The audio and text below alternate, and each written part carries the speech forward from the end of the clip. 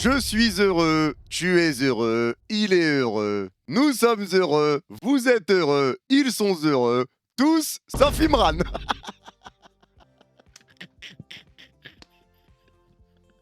Comment tu vas mon frérot? Frérot, je ris jaune. Là, j'ai le sourire, hein, mais c'est un sourire très nerveux. T'es yombe ou t'es pas yombe? Un uppercut à la danoise. Ah là, vraiment, c'est venu tout droit de Copenhague. Bam. Un uppercut à la Jorgensen un peu là. C'est ça. Vraiment, il nous a tués. Ouais, t'es encore sous le choc, c'est comment? Est-ce que tu reprends espoir? Est-ce que ça y est, tu te dis bon, il reste un match retour? Est-ce que tu te dis ça y est, c'est cuit? C'est quoi un peu là ton ressenti en vrai, un peu plus à froid on va dire avant le match retour? Franchement, est-ce que vous imaginez le PSG ne pas marquer à Stamford Bridge? Moi, je pense pas. Très franchement, moi, je ne pense pas. Et je pense que si tu connais un minimum le Paris Saint-Germain, tu sais comment l'équipe joue, même s'il y a des problèmes de finition, elle te finit toujours par marquer un but. Et il en faut qu'un seul pour juste annihiler les espoirs. Et très franchement, tout va dépendre de comment les 15 premières minutes vont se passer, mais c'est très difficile à y croire. Je comprends totalement. Donc, dans cette vidéo, les gars, on va reparler un petit peu de ce match aller, forcément, hein, pour notre plus grand bonheur, pour le plus grand malheur de Jimran. Et on va également parler, bien évidemment, de ce match retour, revenir un petit peu sur nos pronostics, nos avis pour cette rencontre, parce qu'il y a quand même un match retour à jouer, même si on a 3 buts d'avance après ce match aller. Rien n'est joué, sait-on jamais, il faut quand même rester méfiant. Mais avant de commencer cette vidéo, Imran, je voudrais juste savoir, est-ce que tu as pleuré un petit peu hier soir? Disons que, je vais te dire un truc, mes larmes pour du foot, elles ont toutes coulé le 29 mars 2022. Depuis ce jour-là, c'est comme une carapace, mais par contre, ouais, je m'énerve toujours autant. Je pleure plus, mais je m'énerve toujours autant.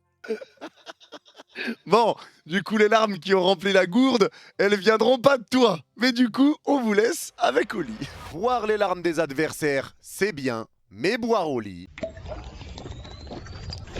c'est mieux. J'ai découvert une marque qui s'appelle Oli et au début, j'étais sceptique. Je me suis dit encore un produit marketing, encore une promesse en l'air, comme le projet sportif de l'OM. Mais pas du tout. Le niveau est aussi au clou de chaud. Vous me connaissez, les sodas classiques, terminé. Nicolas. C'est trop sucré, comme ma fameuse bouteille de grenadine. C'est atroce. C'est pour ça que j'ai décidé de tester Oli. Et Oli, qu'est-ce que c'est? C'est des soft drinks sans sucre et une alternative au soda sucré. Avec des goûts qui sont vraiment bien travaillés, comme nos séances de penalty. Et ce qui est bien avec Oli, c'est que chacune de leurs gammes, Ice Tea, hydratation, milkshake et énergie, est déclinée en sachets individuels. Donc tu peux tester tous les goûts grâce au pack découverte et en boire n'importe où, n'importe quand, comme les larmes des supporters de l'OM.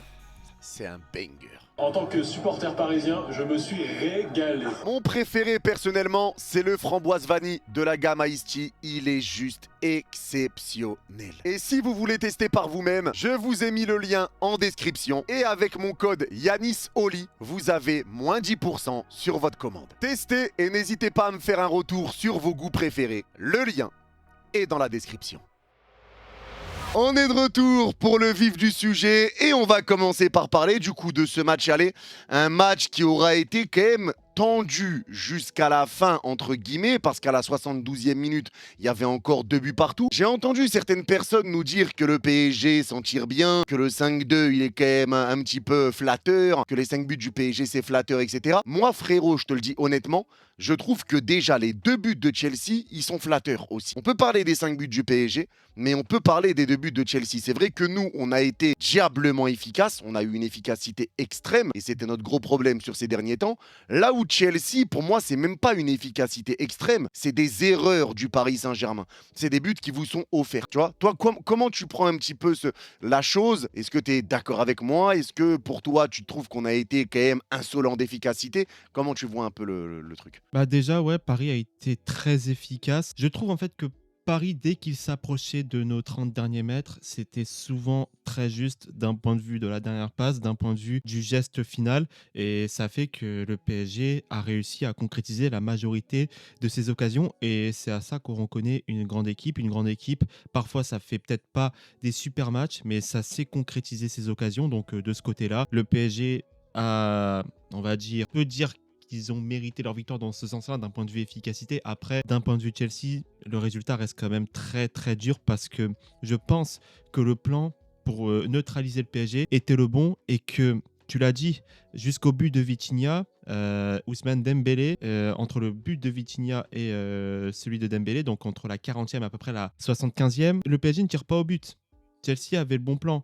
Chelsea avait un espèce de micro-temps fort où on sentait qu'il y avait du danger provoqué par Chelsea. Mais le problème, c'est que comme d'habitude, Chelsea, le meilleur ennemi de Chelsea, c'est Chelsea. Et on a vu des erreurs individuelles, comme on l'a vu trop souvent de fois cette saison. Quand tu dis qu'on n'a pas tiré entre la 40e et la 70e, moi je te rejoins un peu parce que ça c'est quelque chose qu'on a l'habitude de voir avec le PSG cette saison. C'est un PSG qui va mener au score, un PSG qui va pas chercher à prendre 2 buts d'avance ou à tuer le match, c'est un PSG qui va se reposer un peu sur ses lauriers, tu vois. Et donc on va commencer à se gérer, à être un peu plus tranquille et donc à se découvrir un petit peu bêtement, à perdre un petit peu de l'œil du tigre. Ouais, et donc c'est ce qui va nous coûter un but et c'est ce qui nous coûte un peu le 2-2. Une passe ratée, un contrôle raté, un Warren qui suit pas au marquage Enzo et ça fait 2-2 au final. Donc c'est ce qui fait qu'on a eu un petit peu de mal et le 2-2, tu as eu un petit peu de mal aussi après l'égalisation à revenir sur le devant de la scène et à commencer à te recréer des situations. Mais moi j'ai envie de dire que ça, mon frérot Imran, c'est des choses dont on avait parlé quand on avait dit, toi et moi, sur la vidéo de l'avant-match pour le match aller, quand on avait dit que le PSG était une équipe à réaction, que cette saison, Paris, c'était à réaction. La vérité des choses,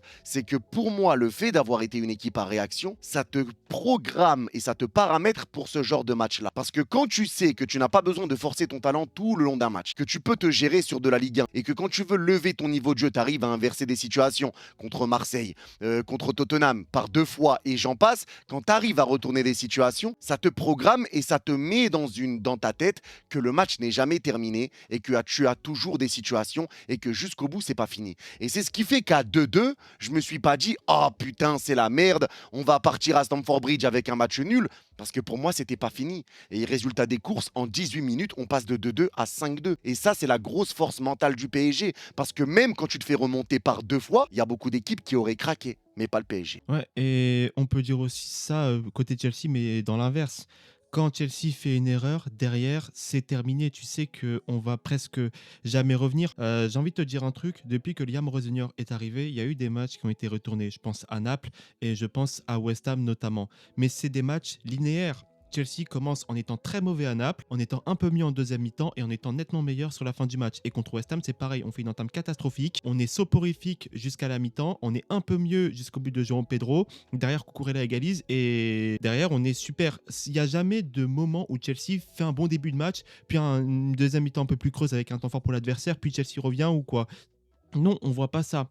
On voit une équipe qui a besoin d'un match linéaire pour briller. Et hier, quand Jorgensen fait son erreur, on savait que c'était terminé. Et le problème, c'est que cette équipe de Chelsea ne sait pas réagir quand vraiment elle est piquée. Alors oui, elle sait réagir avant les matchs et derrière, elle sait faire le bon match pour réagir. Mais quand il y a un truc, il y a un grain dans la machine pendant le match, là, c'est un peu plus compliqué. Et on a vu une équipe de Chelsea complètement se disperser. Et c'est ça le problème de cette équipe, c'est que tu as trop de jeunes joueurs qui ne savent pas comment réagir lorsqu'ils sont vraiment en difficulté. Lorsqu'ils prennent un uppercut, ils ne savent pas comment l'encaisser. Et au final, tu vois que tu peux mettre KO. Et là, hier, ce qu'on a vu, c'est un craquage, tout simplement. C'est un craquage. Regardez le 5e but. L'équipe a totalement craqué, elle a totalement perdu en lucidité. Mais d'où tu vas presser aussi haut, aussi fort quand tu as des entrants qui sont frais et qui peuvent te faire des différences. Et en plus de ça, tu laisses le couloir libre à Achraf Hakimi. Donc oui, pour moi, ce Chelsea-là, tout simplement, a été trop jeune dans son approche des dernières minutes.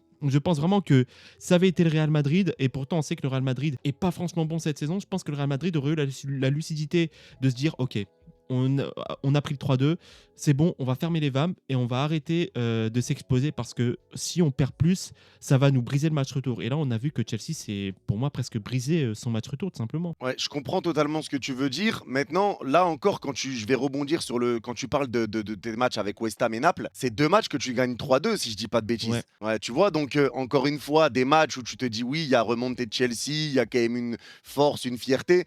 Et au final, c'est des matchs où tu encaisses quand même 2 buts. Et donc, on est toujours loin des 3 buts d'écart. Et là, c'est comme ça qu'il faut penser dans tous les cas. C'est que là, tu dois Oui. marquer 3 buts sans en encaisser un seul. Donc, ça va être compliqué.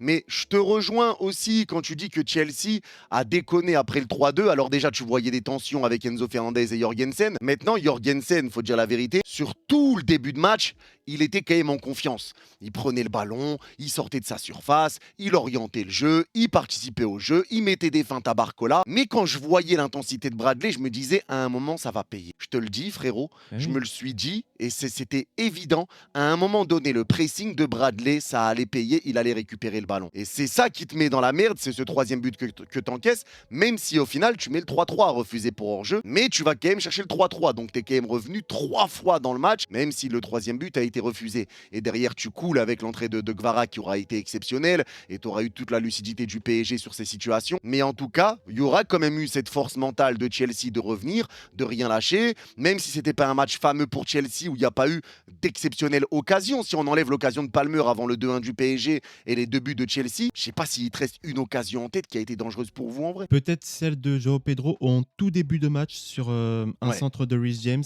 S'il met le pied gauche, ça peut faire but. J'ai cette occasion-là en tête. Et j'ai aussi beaucoup, pour moi, ce que j'appelle des demi-occasions. C'est des situations où on voit l'équipe se projeter et où le dernier geste est mal réalisé. Et moi, je parle de la passe. Et de ce point de vue-là, en première mi-temps, j'ai trouvé que Neto forçait beaucoup trop et n'était pas vraiment bon sur son dernier geste. Il a corrigé ça en deuxième mi-temps, mais en première mi-temps, si il est plus lucide sur les coups qu'il a joués, peut-être que Chelsea peut se créer un peu plus d'occasions. Et c'est là qu'on voit une des grandes faiblesses de Chelsea, c'est l'incapacité des ailiers à réellement créer des occasions. Palmer, il a été absent sur le match. Pour moi, en fait, Palmer, c'est notre joueur phare. C'est le franchise player, comme ils aiment le dire en NBA. Mais à un moment, il faut aussi que l'on puisse le critiquer. Et je le prends pour moi aussi parce que je suis très fan de Palmer. Je suis éternellement reconnaissant pour ce qu'il a fait pour nous depuis 2023, où vraiment, la saison 2024, il nous a sauvés. L'année dernière, sur les 6 premiers mois, il est trop fort. Mais il faut aussi garder cette exigence-là avec ton meilleur joueur. On sait que Palmer, c'est un crack. On sait que en Angleterre, il est amené à être le franchise player de la sélection anglaise pour les prochaines années. Et donc, il faut avoir ce niveau d'exigence-là. Et certes, Palmer est blessé, mais regardez le match contre Leeds, regardez-le depuis le match contre Leeds, on voit qu'il est de plus en plus en confiance dans ses dribbles, dans ses prises de balles. Et le problème, c'est que malgré ça, il rate encore trop de choses simples. On a l'impression qu'il n'est pas connecté avec son équipe. Et le problème, c'est que tu vois la différence quand Chelsea a un Palmer concentré, connecté contre Aston Villa, par exemple, où Palmer est trop fort. Et hier, où je ne vais pas dire qu'il te coûte le match, parce qu'il y a eu d'autres erreurs ce soir-là, mais voilà, c'est aussi ce qui conditionne le fait que Chelsea est peut-être un poil moins tranchant dans ses offensives. Moi, frérot, je vais pas être comme toi à dire qu'il faut être négatif avec Palmer. Moi, ce que je vais souligner, c'est Joao Neves. Parce que Joao Neves avait un pressing très clair. C'était un marquage à la culotte sur Cole Palmer.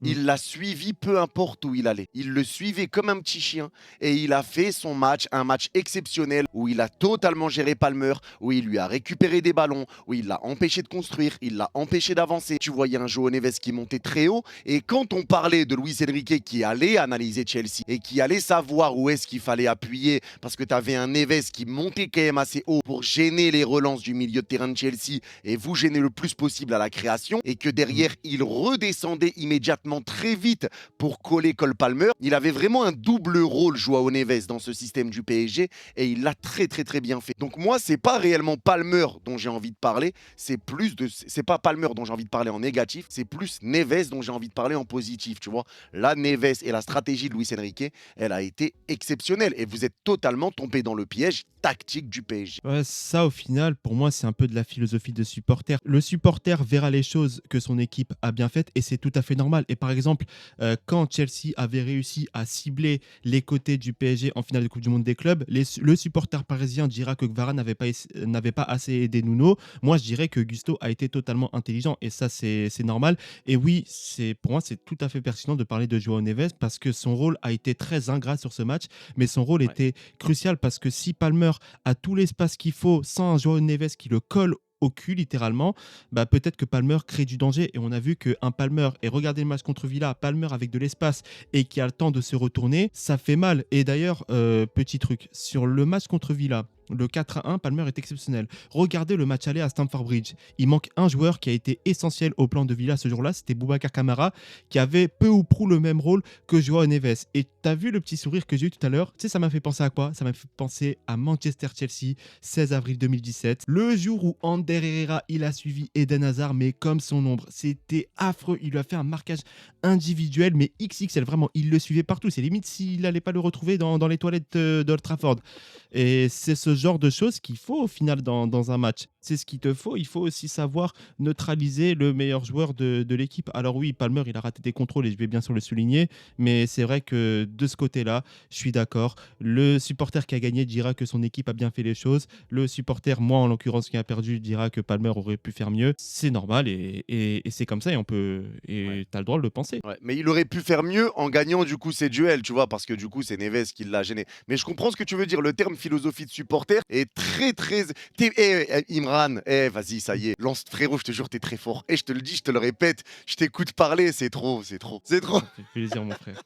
Les gars, je le répète, insistez pour qu'il se lance. Bon, normalement, peut-être dans cette vidéo, déjà, il y aura le lien d'une chaîne YouTube qui sera créée. Mais frérot, je te le dis, je te le répète encore une fois. T'écoutes, je pourrais t'écouter parler pendant des heures. Je te parle premier degré, Ça fait vraiment. plaisir, mon frère. Vraiment, ça me touche de fou. Mais en plus, tout le monde te le dit. Donc, c'est un régal. Mais bon, là, on s'est éparpillé. Mais ouais, franchement, moi-même, j'ai l'impression de regarder ma propre vidéo, genre. Bon. Bref, revenons sur Revenons au réquisitoire contre Chelsea. Parce que là, faut taper du poing sur la table. Revenons à ce qui s'est passé là. Revenons à nos choses sérieuses. Revenons au bonheur de la soirée d'hier soir. Bon, quand on tourne la vidéo, je le répète. C'est un malheur. Malheur pour toi. Mais j'ai envie de rebondir encore, frérot, sur quelque chose dont on avait parlé sur la vidéo du match aller. Tu te rappelles quand on parlait de Chelsea-Bayern Munich ou de Bayern Munich-Chelsea? Et tu m'avais parlé mot pour mot du rôle qui vous a fait mal, un peu bâtard de Leimer, qui alternait entre défenseur droit et milieu de terrain. Ouais. Absolument. Je trouve, personnellement, et là, j'aimerais bien ton avis. J'ai bien revu le match parce que j'ai regardé le match 2 fois, je l'ai regardé un petit peu plus à froid. Frérot, le match qui a été fait par Achraf Hakimi dans cette rencontre face à Chelsea, un Achraf qui a été beaucoup dans une position axiale. C'est lui qui a ramené le premier but du PSG. C'est lui qui est au départ, il met un crochet axial, il resserre Doué, qui resserre Dembélé, centre pour Neves, remise de la tête et but de Barcola. C'est lui qui est là pour proposer une solution à Dembélé, ce qui lui permet de feinter la passe et crocheter pour aller chercher le 2 buts partout. C'est lui qui est passeur décisif sur le 5e but. Et j'en passe. Tu as vu un Achraf Hakimi énormément dans une position très axiale. Et tu avais un Warren Zaïre-Emery qui essayait de venir couvrir sur le côté droit. Donc Hakimi n'était pas réellement dans une position de latéral droit pur sur ce match-là. Est-ce que tu trouves que la position d'un Achraf Hakimi, elle vous a plombé comme ça a été le cas pour Leimer contre le Bayern, ou est-ce que tu trouves que là, non, c'est différent, c'est un autre positionnement, c'est autre chose? Il y a un peu de ça, en effet. En fait, on a une équipe avec des milieux de terrain qui sortent énormément. On manque d'un 6 qui est capable d'avoir cette capacité de couverture et qui donc aurait pu suivre Hakimi. Et pour moi, à Chelsea, le seul réel numéro 6 qui peut jouer dans cette position-là, un peu d'anticipateur, c'est Romeo Lavia. Et Romeo Lavia, il a un stage à l'infirmerie de 364 jours sur 365. Hier, c'était une exception de le voir. Il va être blessé dans pas longtemps. Donc voilà. Et le truc, c'est que Caicedo, il sort énormément. C'était une étoile filante, le truc. Vraiment, c'est... vraiment, Lavia aussi, on va en reparler plus tard parce que lui aussi, il a des choses à dire. Mais du coup, sur Hakimi, quand un latéral fait ce déplacement intérieur et qu'il voit qu'en plus de ça, les milieux de terrain sortent énormément, ça lui laisse de l'espace. Ça lui laisse de l'espace à exploiter dans cet intervalle-là qui se creuse parce que les milieux de terrain sortent entre les milieux de terrain et le défenseur. Et ça fait qu'un Hakimi a pu faire énormément de mal. Et puis même au-delà de ça, là pour parler plus de la prestation d'Hakimi, pas trop fan de son match parce que d'un point de vue des contrôles, d'un point de vue de ses prises de balles, il a eu quelques petits ratés, c'est clair. Mais d'un point de vue de son rôle, il était important. Et pour moi, il a fait un match de soldat, tout simplement, un match d'un gars, c'est un lieutenant en fait. C'est quelqu'un qui a servi avant tout à faire ce rôle ingrat qui a permis, par exemple, à Dembélé d'avoir ce deuxième but parce qu'il fait l'appel au bon moment, qui mobilise Cucurella et qui fait que Fofana se retrouve à un contrat contre Dembélé. Hakimi, pour moi, il n'y a pas de juste milieu. C'est soit il va faire un bon match, soit il va faire un mauvais match. Hier, pour moi, il a été plutôt mauvais, mais d'un point de vue de son rôle, il était encore une fois essentiel. Et c'est possible dans le foot de faire des mauvais matchs d'un point de vue de l'exécution, mais d'un point de vue du rôle, d'être encore une fois pertinent. Ça me rappelle un peu Olivier Giroud dans un rôle d'attaquant à la Coupe du Monde où il était vraiment catastrophique balle au pied, mais d'un point de vue de son rôle, il était juste trop précieux. Je comprends ce que tu veux dire. Maintenant, moi, je trouve pas qu'Hakimi ait été catastrophique. Je trouve au contraire, justement, qu'on est plutôt dur avec le match d'Achraf, tu vois. Je pense qu'Achraf a fait un meilleur match que ce qu'on pense. Maintenant, si tu juges Achraf que sur l'aspect défensif, etc., là, je comprends. Je parle pas de toi quand je dis tu, mais si tu Ouais. juges Achraf que par rapport à l'aspect défensif, etc., là, pour moi, c'était pas son rôle. Il y avait vraiment une stratégie qui avait été différente et c'est pas lui qui était là pour être le joueur qui va défendre sur le côté droit. Il y avait vraiment une stratégie de Luis Enrique. Maintenant, je te rejoins quand tu dis qu'il y a quand même eu des choses qui ont été pas bonnes, quelques petites pertes de balles, etc. Il n'est pas encore de retour à 100%, mais il faut quand même noter, encore une fois, là, c'est la philosophie du supporter, comme tu dis, noter tout le bien que nous a apporté Oui. Achraf, parce que Achraf, sur le deuxième but de Dembélé, c'est lui qui est au départ, hein, c'est lui qui fait la passe à Doué. Il est à la finition derrière, il a tapé le sprint de notre surface à la surface de Chelsea.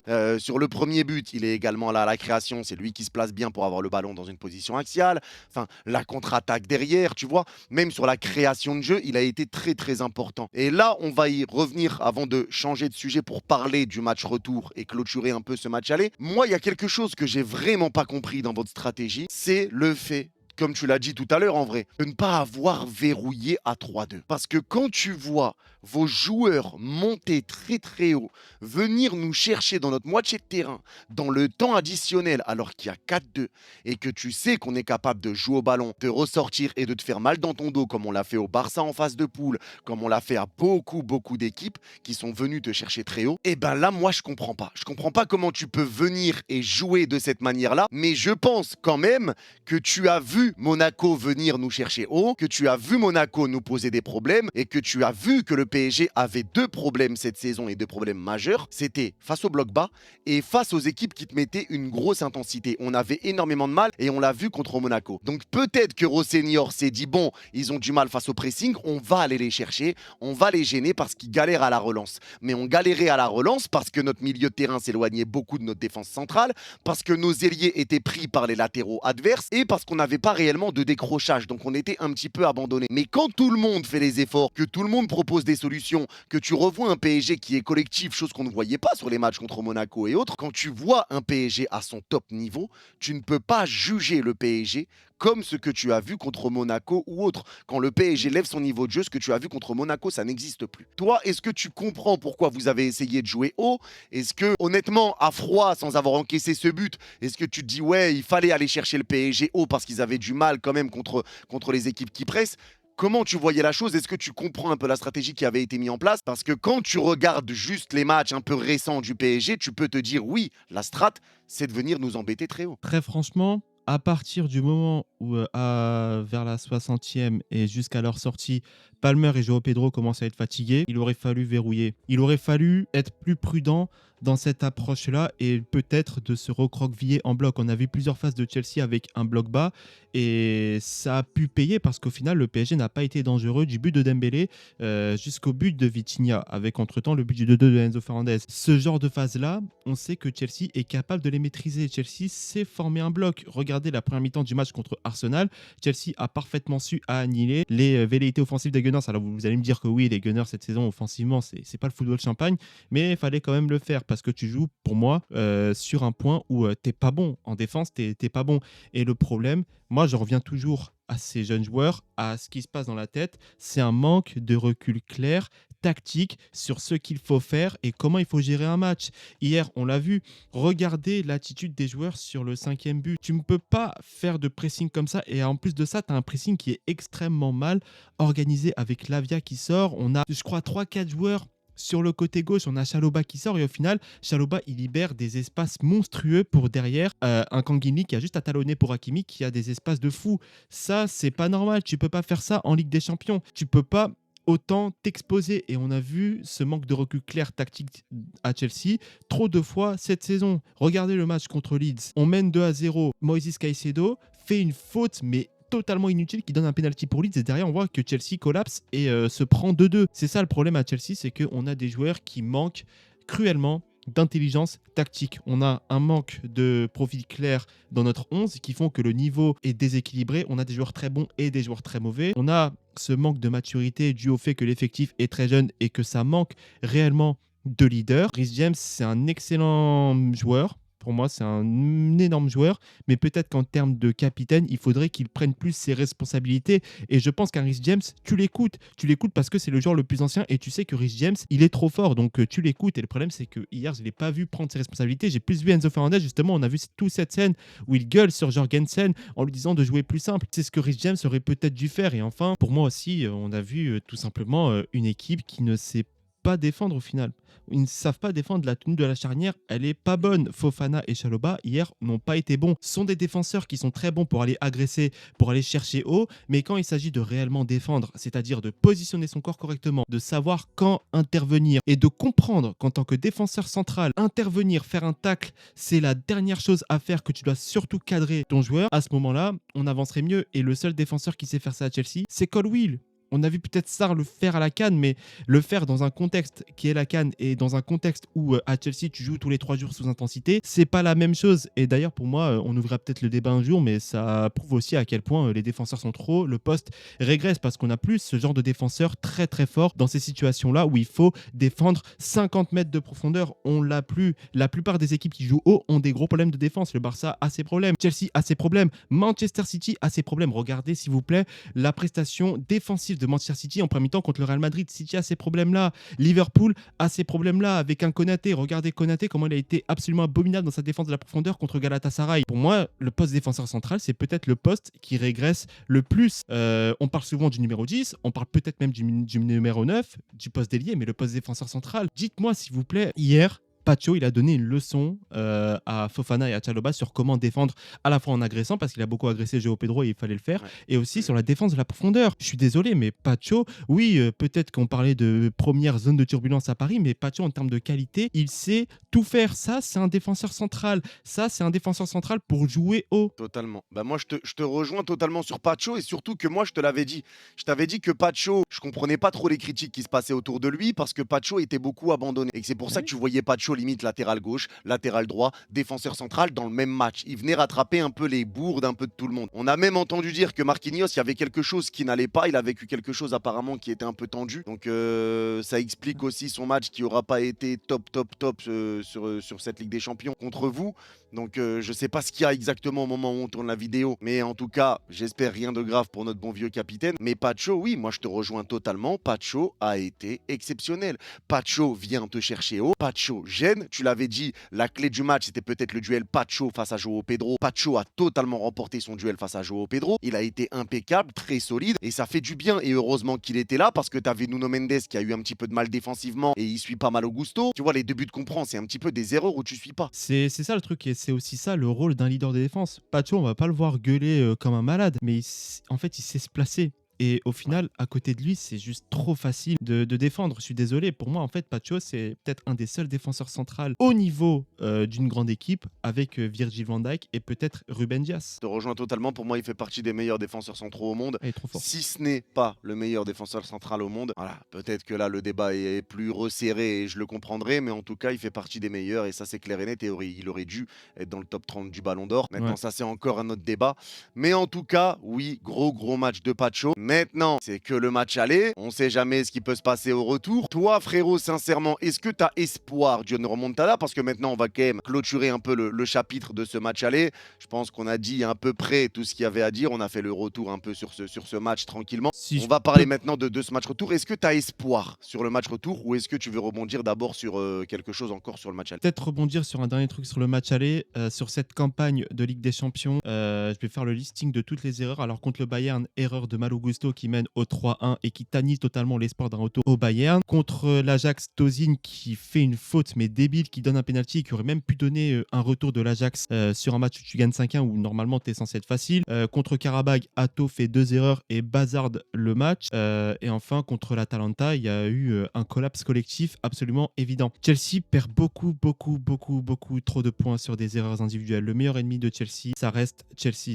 une équipe qui est trop jeune et qui n'est pas encore assez mature pour ce genre d'échéance-là. Alors oui, le match, pour moi, jusqu'à la 75e, on peut dire qu'il est bon pour un match aller de Ligue des Champions à l'extérieur, mais encore une fois, il faut aussi savoir gérer ces moments-là. Un résultat, un match n'est jamais linéaire. Un match comporte ses moments forts et ses moments faibles. Et cette équipe de Chelsea en manque cruellement. Et c'est aussi peut-être pour ça que le club n'a pu remporter la Première Ligue depuis 2017. La Première Ligue aujourd'hui, c'est simple. Il faut 90 points. Il faut 30 victoires minimum dans une saison. Et donc, il te faut une défense de fer. Van Dijk Gomez, ça a marché. Van Dijk Konaté, ça a marché. On se rappelle aussi des nombreuses grosses charnières de Manchester City. On pense évidemment à Ruben Dias, Stones pour l'année du triplé. Il te faut ce socle-là défensif. Et justement, à Chelsea, il y a eu trop de changements. On ne sait pas sur les 2 dernières années, parce qu'on a eu des joueurs qui sont restés longtemps, on ne sait pas sur les 2 dernières années quelle est véritablement la meilleure charnière de Chelsea. On a eu après toutes les versions, Colwill, Fofana, mais les blessures nous ont retiré Fofana d'abord l'année dernière, Colwill cette année.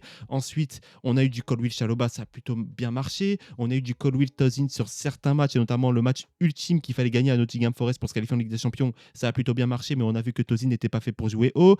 On a vu Fofana Chalobah. On a même vu Acheampong être testé. On a vu Badiashile. Il y a trop de changements à Chelsea. On ne sait pas où donner de la tête au niveau des défenseurs centraux. Et la clé pour un retour de Chelsea au plus haut niveau, ce sera d'établir une charnière fixe qui ne bougera plus jamais. Marquinhos, il est là depuis longtemps, il a ses défauts, mais le fait qu'il soit là et qu'il ait juste besoin d'un autre partenaire pour être complémentaire avec lui, ça fait qu'au final, au PSG, il y a une certaine stabilité. Et au final, cette stabilité, elle a été bonifiée par un mec comme Pacho qui avait juste besoin de délivrer les performances qu'il a faites. Maintenant, en fait, tu étais bien confiant avant ce match aller, et Évidemment. maintenant, je t'entends remettre en doute toute ton équipe. Pleure encore dans mon oreille, vas-y, pleure. Je veux pas remplir les gourdes de Oli. Ça y est. Non. C'est bon. Les hommes, comme disent mon père. Les hommes.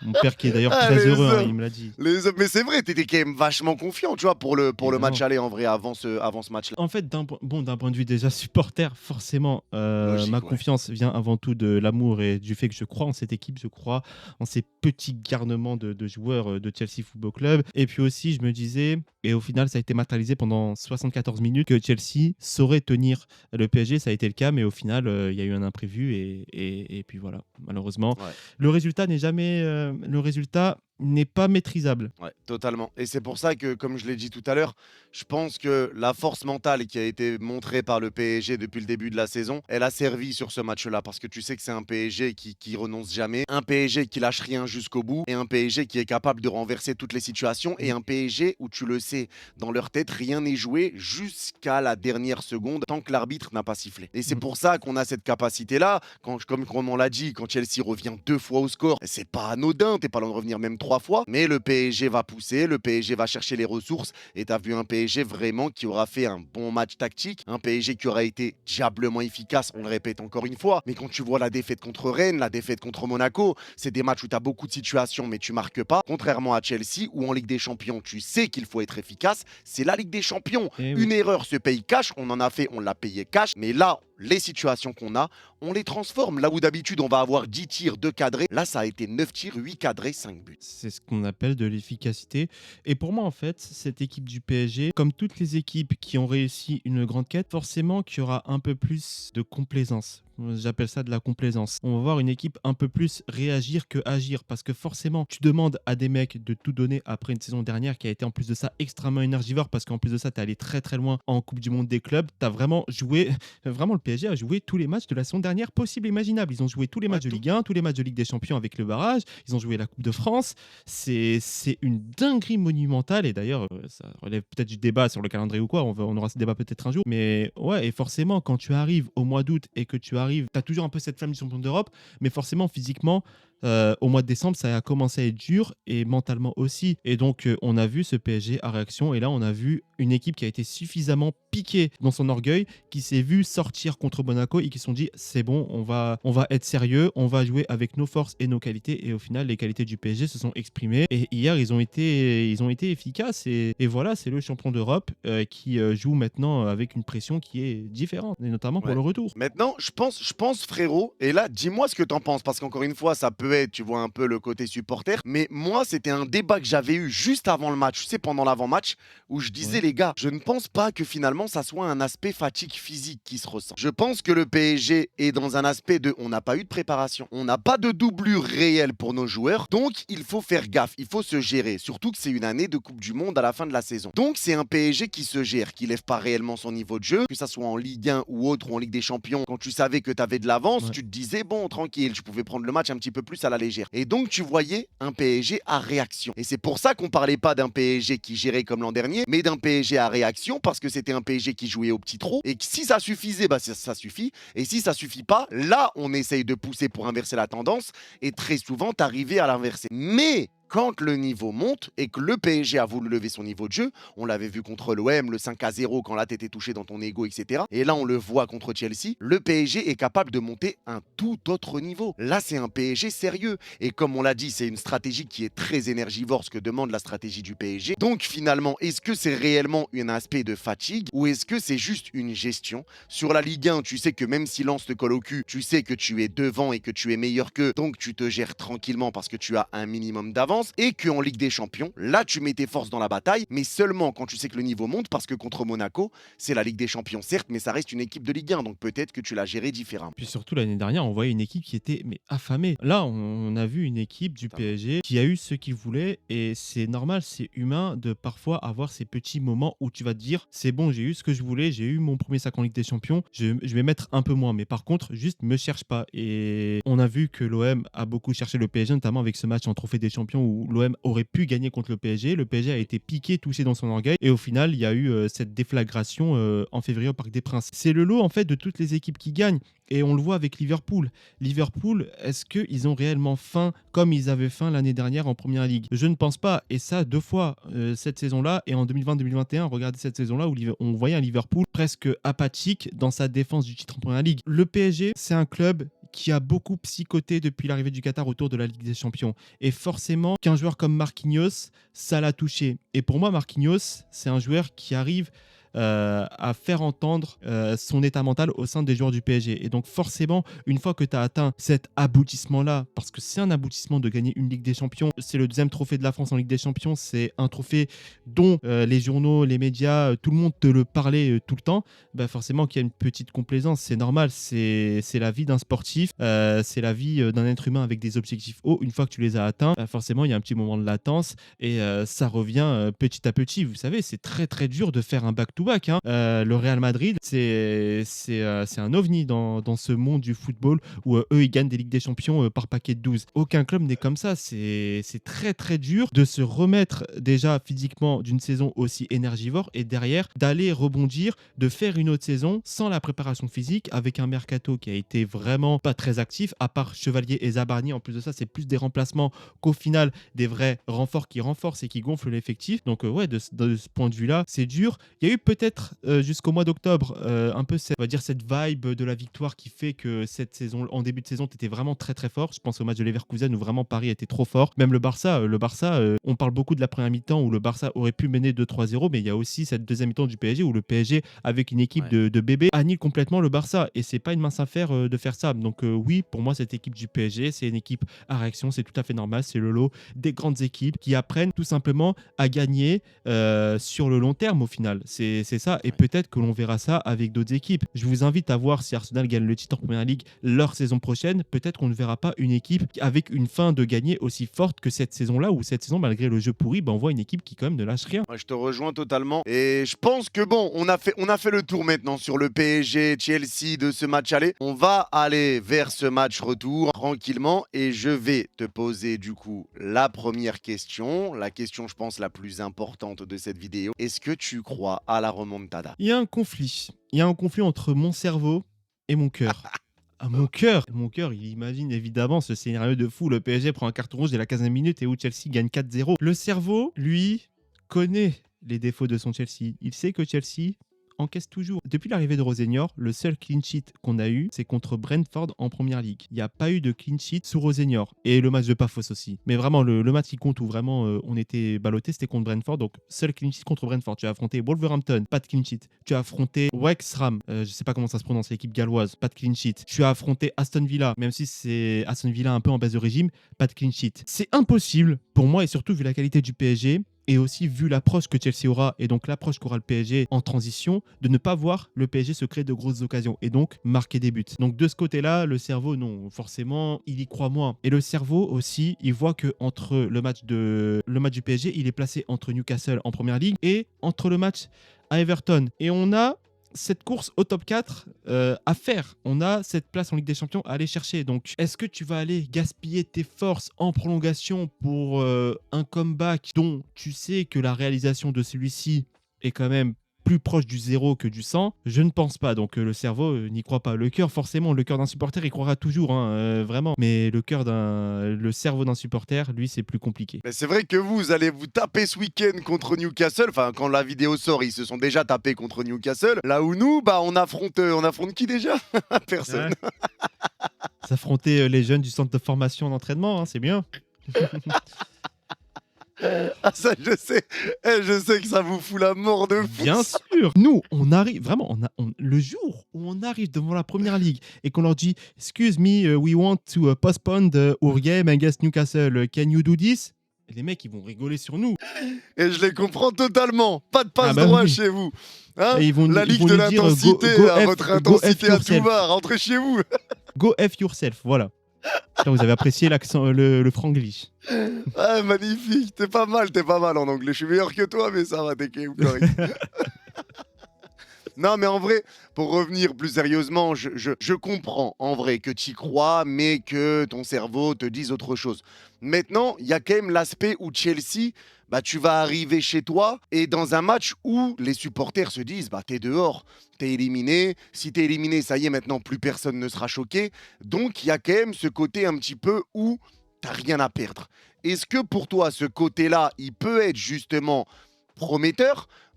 Ou est-ce que, non, peu importe, là c'est le PSG en face, il n'y a pas d'histoire d'eux, c'est compliqué. C'est compliqué parce que très franchement, des situations où Chelsea n'a vraiment plus rien eu à perdre, j'en ai une qui est en tête et c'est pas franchement le meilleur souvenir de ma vie en tant que supporter de foot. C'est le match du Real, le 3-2. On gagne à Santiago Bernabéu, mais on se prend 2 buts de Benzema et de Rodrigo. Et en plus de ça, ce match-là était tombé quelques jours après Algérie-Cameroun. Donc l'enchaînement, il est exceptionnel. Mais non, plus sérieusement, j'ai pas vraiment ce sentiment que Chelsea, même dos au mur, même en n'ayant rien à perdre, même avec l'ambiance du Bridge, et on sait que l'ambiance du Bridge pour les matchs de Ligue des Champions, c'est totalement différent de la bibliothèque qu'on a en Première Ligue. J'ai pas l'impression que cette équipe de Chelsea va pouvoir réellement à la fois maximiser ses qualités, et on sait qu'on est capable de maximiser nos qualités, et minimiser nos défauts défensifs. Et en plus de ça, d'un point de vue mental, est-ce que le vestiaire ne commencerait pas à avoir une défiance envers Rosenior? Je vais m'expliquer. Robert Sanchez, il est extrêmement apprécié à Chelsea. Vraiment, Robert Sanchez, il est ami avec tout le monde. On le voit dans les vidéos, il est toujours très jovial. Et puis, en plus de ça, c'est un gardien. Et un gardien, pour moi, c'est le vice-capitaine de l'équipe si c'est pas lui le capitaine.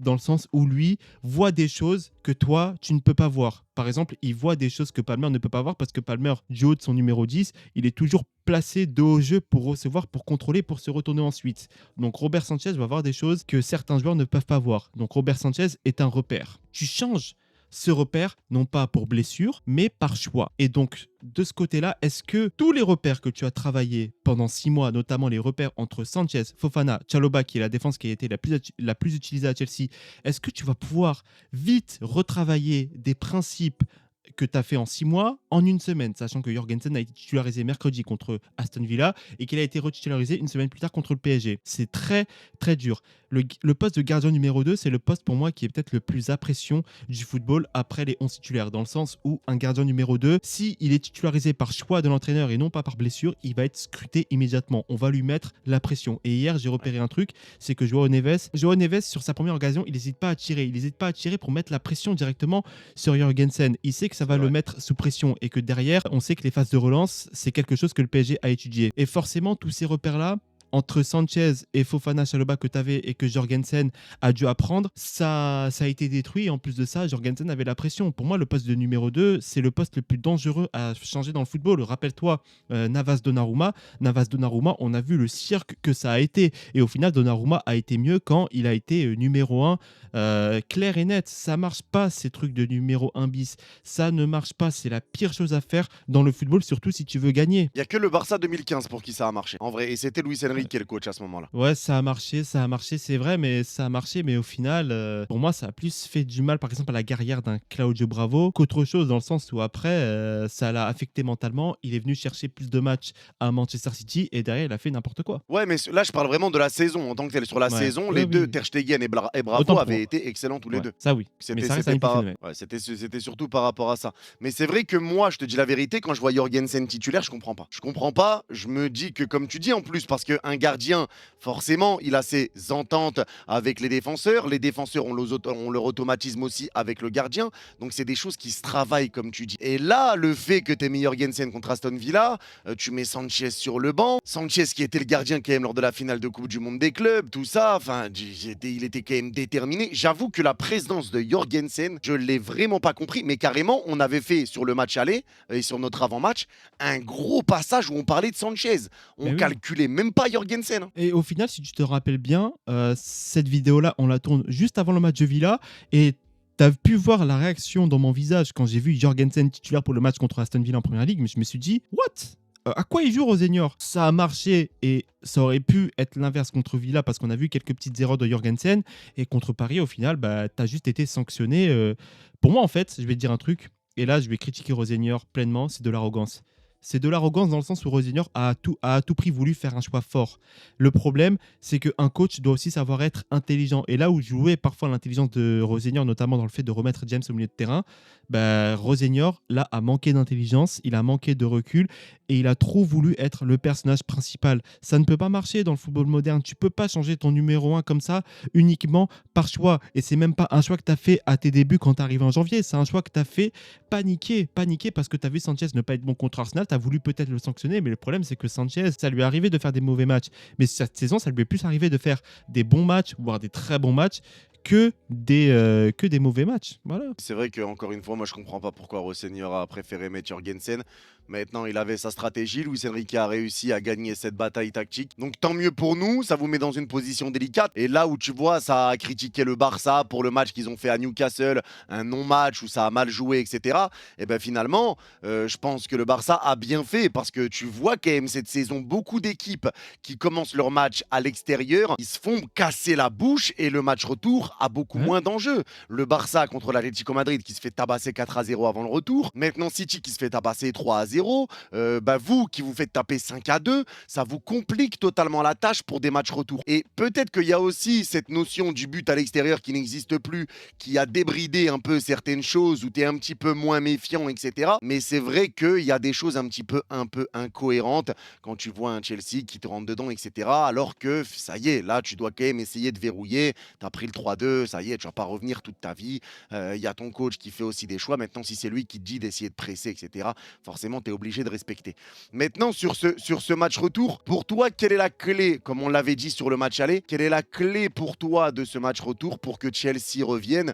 Est-ce que pour toi, ça dépend par exemple d'un carton rouge? Est-ce que ça dépend de si Paris prend la flotte? Parce que si certains pensent que mentalement, Paris peut retomber dans ses travers à cause des remontadas qu'on a vécu contre le Barça, contre United, etc. Moi, je tiens à dire quand même que ce PSG-là n'est plus le même. Et que Luis Enrique a réussi à travailler le mental de ce Paris Saint-Germain. Il a réussi à les faire travailler mentalement, il a réussi à les faire grandir, il a réussi à les faire mûrir. Et Luis Enrique est clairement l'homme de la situation à ce niveau-là. Donc je n'ai vraiment aucune inquiétude en termes de panique, même si tu prends un but, etc. On le sait, on l'a vu contre Aston Villa, on s'est fait peur, on menait 5-1, on est remonté à 5-4 et on n'est pas loin d'encaisser dans les dernières secondes, mais il n'y a pas de choc qui te sauve sur la ligne.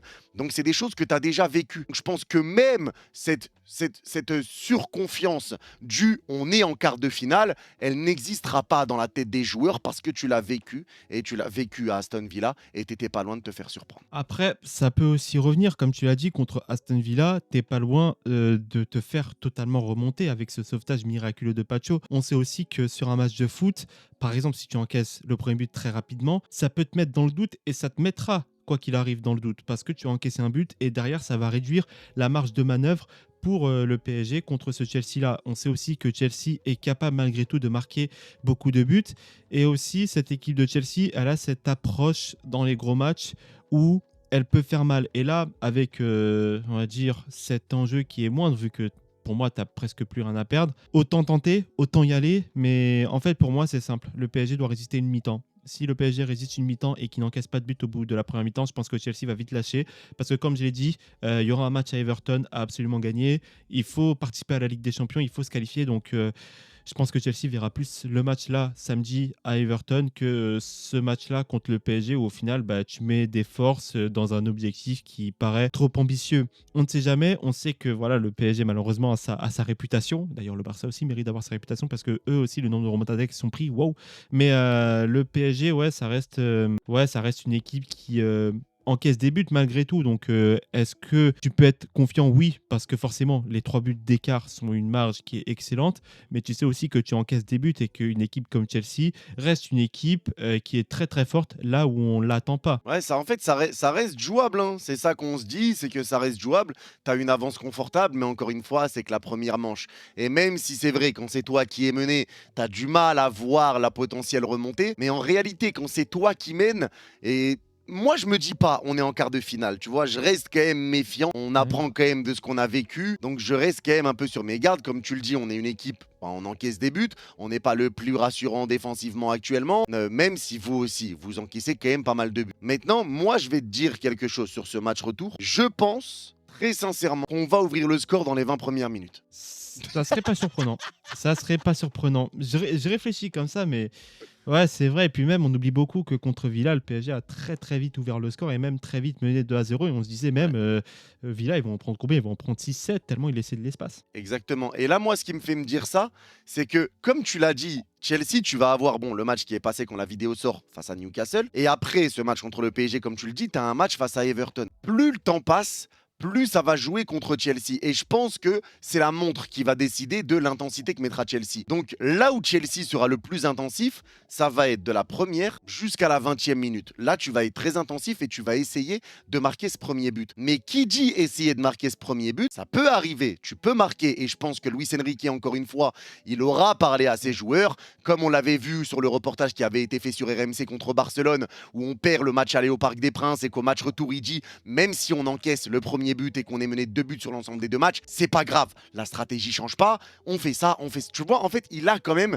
ce travail-là. Et je sais que Luis Enrique est très très bon là-dessus et que les joueurs le suivent et que les joueurs sont solides mentalement grâce à Luis Enrique. Maintenant, moi, je pense que Chelsea va être obligé de se découvrir. Et qui dit découvrir dit forcément espace dans ton dos, dit Bradley Barcola en profondeur. Et si on arrive à ressortir le ballon, je pense qu'on peut vous piquer et éteindre les lumières de ce match dans les 20 premières minutes. Ça peut arriver forcément et on a vu aussi que Chelsea était friable sur les côtés parce qu'on a vu beaucoup de projections de la part de nos latéraux. On voit aussi que Chelsea essaye de sortir au pressing et que ça peut coûter cher parce qu'au final le PSG pour moi en fait le PSG ils ont fait le match contre un pressing que le Barça aurait dû faire contre Newcastle. Newcastle a énormément joué sur le marquage individuel, sur les grosses sorties et le Barça n'avait pas été assez fort dans un domaine où pourtant ils ont les joueurs pour faire la différence, c'est le 1 contre 1, c'est la capacité à éliminer. Ils ont Yamal, ils ont Pedri, ils ont Rafinha, ils auraient pu même avoir Ferran Torres qui est plutôt pas mal pour éliminer, même Dani Olmo qui est pas mal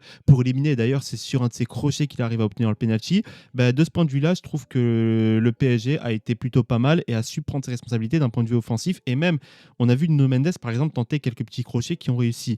Donc, de ce point de vue-là, si le PSG est bien dans son match et arrive avec cette intention de marquer, je pense qu'ils obtiendront ce qu'ils voudront, même si Chelsea ouvre le score. Parce qu'au final, on voit que Chelsea se livre énormément. Et comme je l'ai dit, à part Brentford et Pafos, il n'y a pas eu de clean sheet et on a joué contre des équipes qui étaient faibles. Hein. West Ham, c'est faible, hein, mais ils ont pris 2 buts. Wolverhampton, on sait que c'est faible, même si là, ils font beaucoup chier les gros, mais on sait que c'est faible malgré tout. Donc, déjà, si tu prends des buts contre ces équipes-là, alors j'imagine même pas contre le champion d'Europe en titre. Que si t'en prends un, tu dois en mettre 5 pour passer. Hein. Et donc, Ouais. ça fait beaucoup. L'addition devient forcément plus lourde si t'encaisses. Et c'est vrai que c'est dur de voir Chelsea ne pas encaisser maintenant. Sait-on jamais, ça reste du football. Et on va passer maintenant, je pense, aux compositions et après à notre pronostic. La composition que t'aimerais voir pour Chelsea, pour peut-être l'espoir, pour une potentielle remontada. Est-ce que tu repars avec le même 11 qui a été aligné mais tu changes que Sanchez? Tu pars sur quoi? Alors, je pars sur Sanchez dans les buts, je pars sur Gusto, je pars avec la même charnière. Ça sert à rien de lancer un Mamadou Sarr, ce serait le griller plus qu'autre chose. Je laisse Cucurella sur le couloir gauche, évidemment. Aussi très très bon, même si j'aime beaucoup Atto, mais Cucurella, ça reste Cucurella. Au niveau du milieu de terrain, beaucoup vont me dire qu'on doit mettre Romeo Lavia, mais Romeo Lavia, pour moi, ça doit être plus être un finisseur que quelqu'un qui démarre, dans le sens où Romeo Lavia, déjà, il se remet de ses blessures. On sait qu'il n'est pas encore prêt à démarrer un match, et moi, je préfère le voir le plus possible. Et donc, peut-être le voir, par exemple, en prolongation, si jamais on y va. Donc, je pars avec le même milieu de terrain, Rich James, Caicedo et Enzo Fernandez. Et d'un point de vue de l'attaque, je fais Palmer à droite, Joao Pedro en pointe et peut-être côté gauche. J'hésite entre un Garnacho qui sait faire un appel de balle et un Pedro Neto qui sait malgré tout quand il a la tête à l'endroit. Et je l'ai trouvé vraiment hier.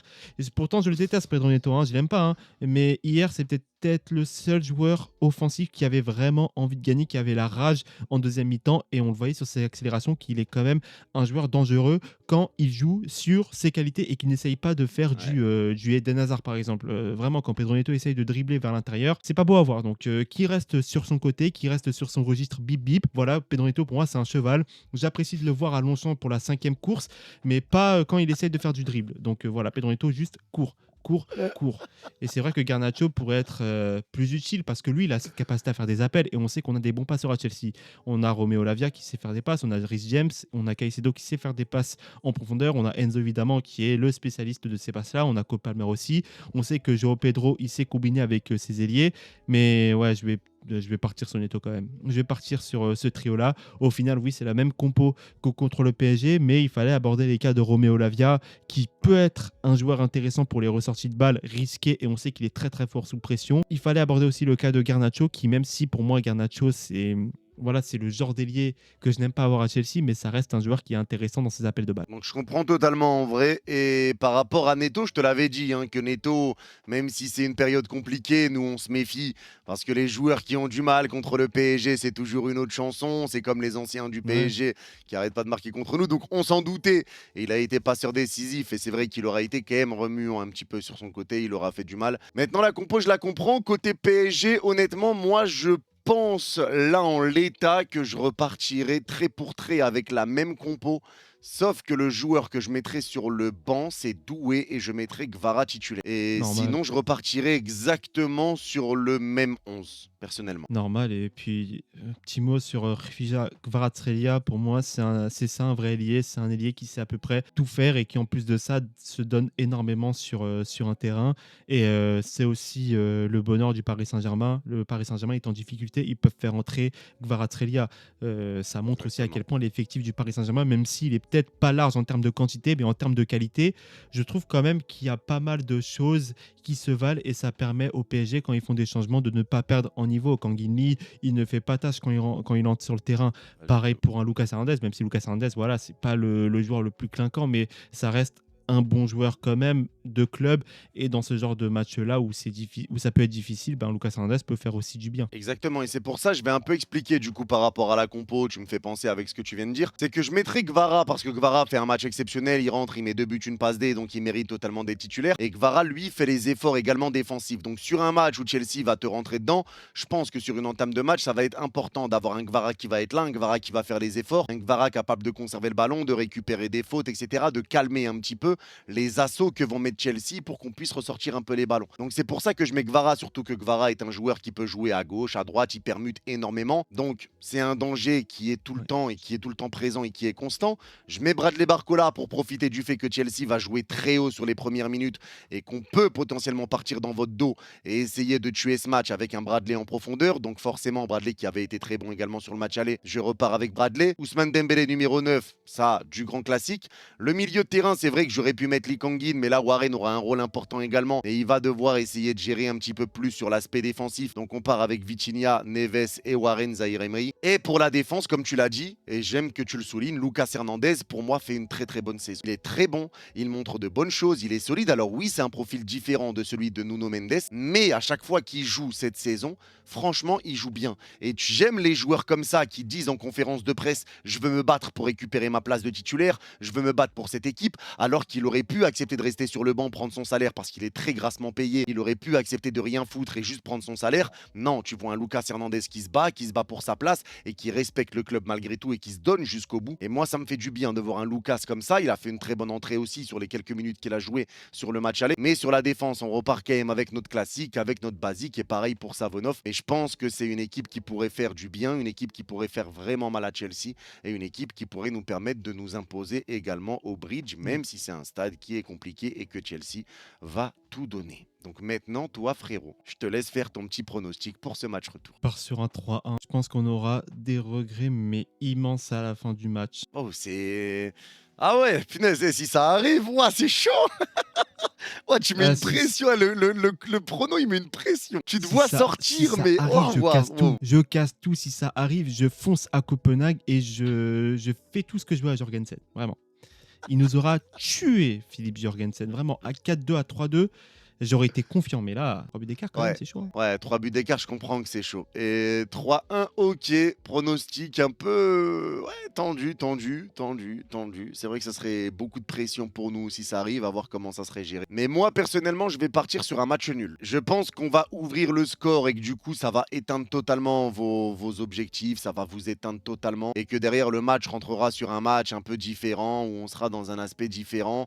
Et ça va être une égalisation de Chelsea et bonne nuit, tu vois. Un partout avec un but de Paris dans les 20 premières minutes et Chelsea qui arrive à égaliser pour ne pas perdre au Bridge, mais derrière un Chelsea qui lâche parce que ça y est, 4 buts là c'est trop, ça devient limite impossible. Donc moi c'est ce que je vois, je nous vois vraiment ouvrir le score et j'espère que ça sera le cas parce que comme tu dis, si c'est vous qui poussez et vous marquez dans les 15 premières minutes, il n'y a plus que 2 buts, c'est pas une dinguerie hein, en vrai. Ouais, c'est ça, et Chelsea est quand même capable de marquer beaucoup de buts quand ils se décident à jouer encore une fois. C'est ce qu'on va voir maintenant.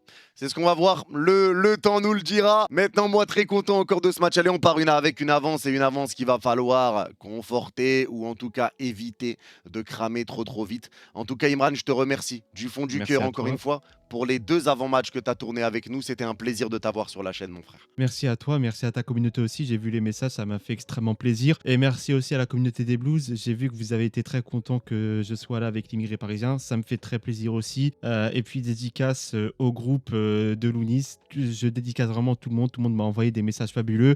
Aussi dédicace à un de mes potes avec qui j'échange très souvent et qui est très pertinent, qui s'appelle Ben, un grand connaisseur de ballon. Donc vraiment dédicace à lui, dédicace à tout le monde. Je peux pas dire tous les noms parce que sinon je fais un roman tellement voilà, j'ai 2 personnes dédicacées. Mais voilà, je vous aime et vraiment merci pour le soutien. Ça fait chaud au cœur.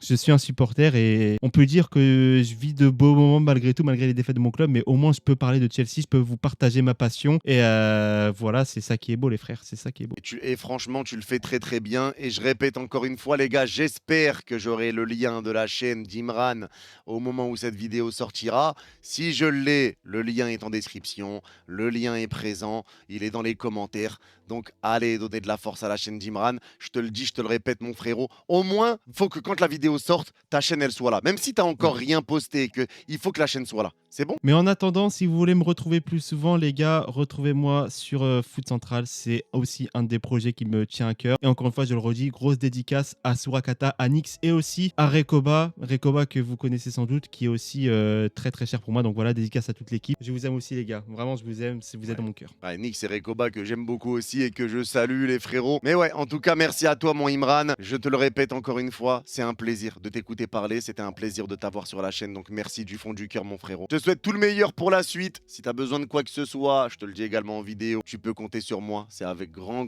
plaisir. Et en espérant te voir faire des vidéos, parler de Chelsea, parler du football, sur la suite des matchs, parce que bon, il n'y aura pas d'autres PSG-Chelsea cette saison. Mais on pourrait se revoir éventuellement hein, pour d'autres matchs, etc. Parler autre chose que Chelsea, Ouais, parler de foot en général. Ça reste avec grand plaisir mon frérot. Mais en tout cas, merci à toi, je le répète encore une fois, merci également à Oli d'avoir sponsorisé cette vidéo, le lien de Oli est dans la description et en commentaire épinglé, n'hésitez pas les frérots, c'est un banger, c'est trop bon, c'est un délice absolu. Et merci à vous d'avoir suivi cette vidéo jusqu'au bout, pour ceux qui l'ont vu jusqu'au bout, n'hésitez pas à mettre Imran le GOAT en commentaire et je comprendrai que vous l'avez vu jusqu'au bout. Prenez soin de vous, vous êtes les GOAT et allez Paris.